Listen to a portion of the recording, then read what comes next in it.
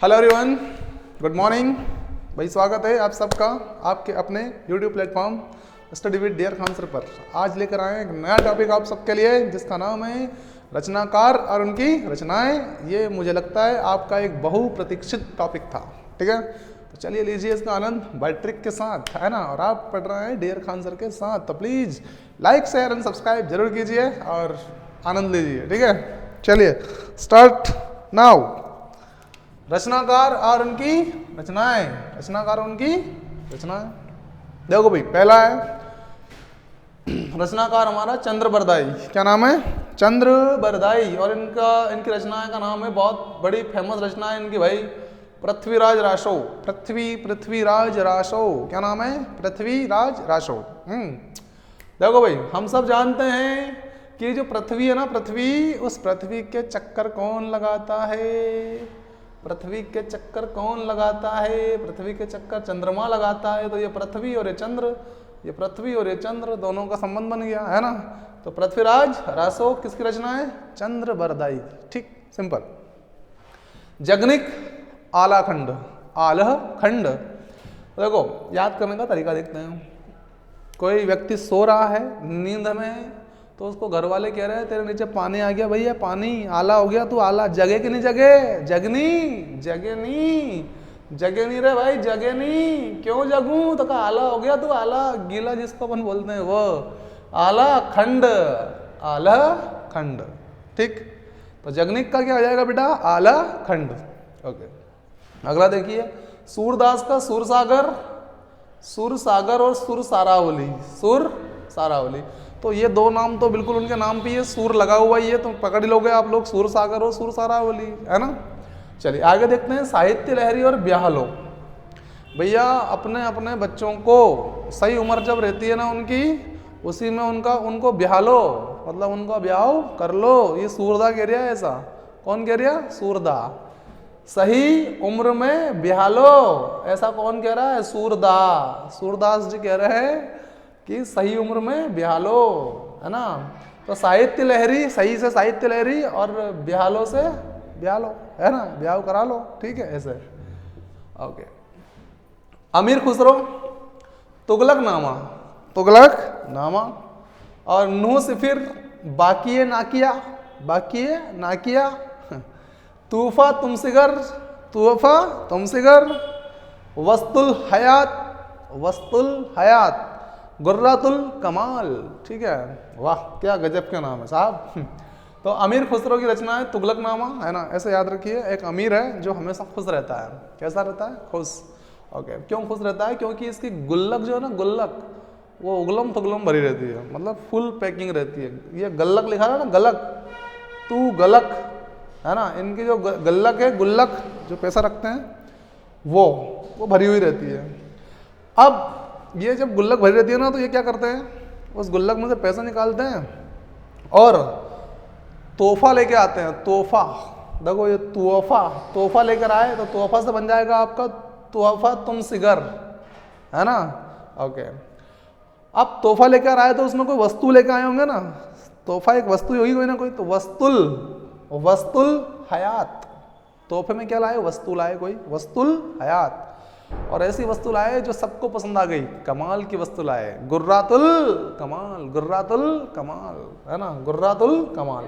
यहाँ तक समझ में आया? ओके, अब दो चीजें बची है, नो सिफिर और बाकिया ना किया। सिंपल सी बात है, ये अमीर आदमी है ना, वो कैसा भी हो लेकिन वो खुशी रहता है, कारण पैसा है भाई उसके पास। चाहे उसकी नाक बाकी हो, तिरछी हो, कैसी भी हो, कोई दिक्कत नहीं है, वो खुश रहेगा, ठीक है ना। पैसे है, सही करा सकता है। तो ये बाकी है, देखो बाकी है नाक उसकी, बाकी है ना किया। सिरफिरा भी है थोड़ा सा, सिरफिरा भी है, लेकिन फिर भी सबको ठीक ठाक लगता है, कारण पैसा है, ठीक है। तो नू सिफिर, बाकिया ना किया, तूफा तुम सिगर, वस्तुल हयात और गुर्रातुल कमाल, ठीक है। चलो भाई, हो गया क्लियर। अगला देखिए, विद्यापति। विद्यापति तो नाम से ही क्लियर है, विद्यापति की पदावली, विद्यापति की पदावली। तो ये तो हमें याद करने की जरूरत नहीं है, क्योंकि उनका नाम ही है, तो नाम से ही क्लियर हो जाएगा। दूसरा, पुरुष परीक्षा और भू परिक्रमा कीर्ति पताका पदावली। देखो भाई, विद्यापति है, तो आप लोगों को यहाँ पर विद्या को कोड करना है। किसको? विद्या। आप सब जानते हैं, है ना। और सभी जितने भी पुरुष होते हैं लगभग सभी को विद्या अर्जित करना ही चाहिए और करते भी हैं लोग, है ना। और जैसे जैसे अर्जित करते जाते हैं वैसे वैसे परीक्षा देते जाते हैं। तो पुरुष परीक्षा, भाई पुरुष को परीक्षा देनी पड़ती है कि नहीं पड़ती है? किसी मानव को परीक्षा देनी पड़ती है कि नहीं? विद्या प्राप्त कर लेते हैं तो देनी पड़ती है सर, पुरुष परीक्षा। आपको पता है विद्या एक ऐसी चीज है कि आपको घर बैठे बैठे ही पूरी भू की परिक्रमा करवा देती है, पूरी पृथ्वी की परिक्रमा करवा देती है विद्या। अगर आप ज्योग्राफी पढ़ते हैं तो पता है ना। हाँ, तो भू परिक्रमा किससे कर लेते हैं हम लोग विद्या से कर लेते हैं। भू परिक्रमा विद्यापति। दूसरा कीर्ति पताका, यदि हमने भू की परिक्रमा कर ली और हमने विद्या प्राप्त कर ली, अच्छे से विद्या प्राप्त कर ली हमने, तो हमारी कीर्ति यानी कि हमारा यश पताका के रूप में फैल जाएगी। जैसे झंडा फहराते हैं कि नहीं फहराते हैं, ऐसे तो कीर्ति फैल जाएगी हमारी। विद्या अगर हमने अर्जित कर ली तो किस तरह? पताका की तरह। पताका मतलब झंडा, केतु, ठीक है ना। यस। पदावली, अब विद्या के लिए हमें कुछ तो दाव पे लगाना पड़ेगा भैया, है ना। जैसे हम अपना समय दाव पे लगाते हैं विद्या अर्जित करने। आप सब लोग आप अपना समय दे रहे हो कि नहीं दे रहे हो? विद्या प्राप्त कर रहे हो तो, है ना। तो ये दावली, पदावली, ठीक है, ऐसे तो दाव पे लगाना पड़ता है, दाव पे लगाना पड़ता है समय, ठीक है। तो पदावली हो गया भाई क्लियर विद्यापति का। अगला देखिए नरपति नाल है। नरपति नाल है तो सिंपल है, आप लोग ध्यान दीजिए, यहाँ नर लिखा रहा है और यहाँ नाल लिखा रहा है। अब एक नर है ना, और वो पति तो है ही सही, खैर नर है तो पति तो है ही, मादा तो है नहीं वो, है ना। तो नर है और पति है स्वाभाविक। अब भाई साहब क्या है, नाले में फिसल गए। देखो ये फिसल देव या बिसल देव, किस में फिसल गए? नाले में। नर कहाँ फिसल गए? नाले में फिसल गए, तो फिसल देव रासो। अब रासो घोड़ेगा ही, है कि नहीं? फिसल गया तो मैं तो फिसल गया, क्या करूं, है ना। तो बिसल देव रासो, नरपति नाल बिसल देव रासो, ठीक। अगला देखिएगा मलिक मोहम्मद जायसी। मलिक मोहम्मद जायसी, मोहम्मद को कोट कीजिए और मोहम्मद को पढ़िए मोहब्बत। क्या? मोहब्बत। देखिए किसी व्यक्ति को पद्मा नामक लड़की से क्या हो गई? मोहब्बत हो गई। क्या हो गई? मोहब्बत हो गई पद्मा से। अब सीधी सी बात है, पद्मा को वो क्या करना चाहता है? पावत, पाना चाहता है, चंपावत, पावत। लेकिन पद्मा जो है इन भाई साहब से मोहब्बत नहीं करती है, तो इनको अखर गई। ऐसा कैसे हो गया? ऐसा ही हो जाता है, ठीक है। तो अखरावट, देखो पद्मा से मोहब्बत की इसलिए पद्मा को पावत, पावत पाने की इच्छा, चंपावत। लेकिन पद्मा इनसे मोहब्बत नहीं करती है, अखरावट, ठीक है ना। तो चंपावत, अखरावट और पद्मावत, ठीक है, ये हो गया। इसके बाद आखिरी कलाम और होलीनामा। तो ये यहाँ से आखिरी कलाम, जब पद्मा उसको चाहती नहीं है तो वो क्या करेगा? आखिरी सलाम करके निकल जाएगा, ठीक है ना। आखिरी सलाम से आखिरी कलाम, ठीक है। अब देखो ये तो हो गया ऊपर से होलीनामा और 12 मासा। हम सब जानते हैं होली 12 महीने में, 12 मासा मतलब 12 महीने में एक ही बार आती है, और हम खूब प्रेम मोहब्बत से होली को मनाते हैं, ठीक है ना। हाँ, तो होली नामा, होली जो नाम है ना वो 12 मासा, 12 महीने में एक बार आती है, और हम उसे मोहब्बत से मनाते हैं। कैसे मनाते हैं? मोहब्बत से मनाते हैं, है ना। चलो भाई, तो मलिक मोहम्मद जायसी क्लियर है सबको। अगला देखिए रैदास और रैदास के दोहे, सिंपल है, कोई दिक्कत ही नहीं। तुलसीदास जी को देखिए आप लोग, बहुत सारी रचनाएं साहब इनकी, देखते हैं। रामचरितमानस आप सब जानते हैं, तुलसीदास कृत रामचरितमानस। उसके बाद कवितावली, विनय पत्रिका, विनयावली, दोहावली, गीतावली, पार्वती मंगल, बरवे रामायण और रामाज्ञा प्रश्नावली। ये सब रचनाएं किनकी है? तुलसीदास जी की है। चलो इनके लिए ट्रिक बनाते हैं, थोड़ी ज़्यादा है ना, ट्रिक बनानी पड़ेगी। हाँ देखिए रामचरितमानस क्लियर है हमको। अच्छा देखो, कविता, दोहा, कविताएं पढ़ी है आप लोगों ने? Yes sir. दोहे पढ़े हैं आप लोगों ने? Yes sir. तो कविता दोहा जब हम पढ़ते हैं तो बड़े विनय से पढ़ते हैं, प्रेम पूर्वक पढ़ते हैं, आनंद आता है हमको पढ़ने में, है ना। तो ये दोनों चीजें क्या है? ये विनय गीत है सर। क्या है? विनय। कविता दोहे, कविता दोहा विनय गीत। यहां तक बात समझ में आ गई। कविता से क्या बनेगा? कवितावली, दोहा से दोहावली, विनय से विनय पत्रिका और विनयावली, और गीत से गीतावली। तो हमारी ट्रिक है क्या? कविता दोहा विनय गीत। बड़े विनय से पढ़ते हैं हम, आनंद से पढ़ते हैं इसको, है ना। तो कविता दोहा विनय गीत, ठीक है।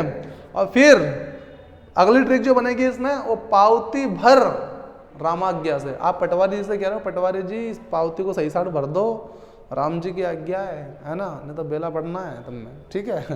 तो पावती, ये पार्वती को क्या पढ़ लेंगे अपन याद करने के लिहाज से, पार्वती को पढ़ लेंगे पावती, है ना, पावती से पार्वती मंगल है, भर से भरवे रामायण, पावती भर दो पटवारी जी, पावती भर रामाज्ञा से, ठीक है ना।